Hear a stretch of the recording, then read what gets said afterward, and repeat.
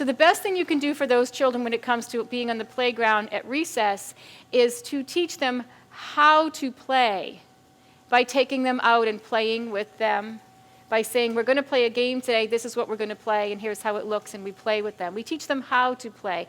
We teach them how to navigate social situations. However, we can't expect them to seek that on their own. They might not want to play, and that's okay too.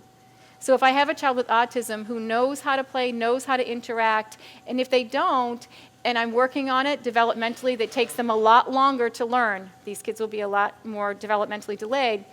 But if you want to go out and you want to read a book at recess, that's not a bad thing.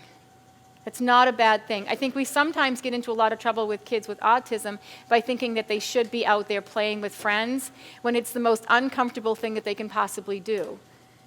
So as long as we know they can, and we give them those experiences to give them the opportunity to engage and learn those skills, but also accept the fact that it's not the most comfortable thing, and it's not going to be something they're going to seek out as adults either.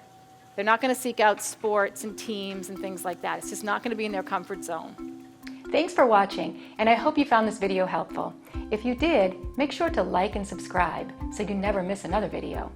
I speak and consult on school behavior, and I love to help districts solve some of these problems. See you next time.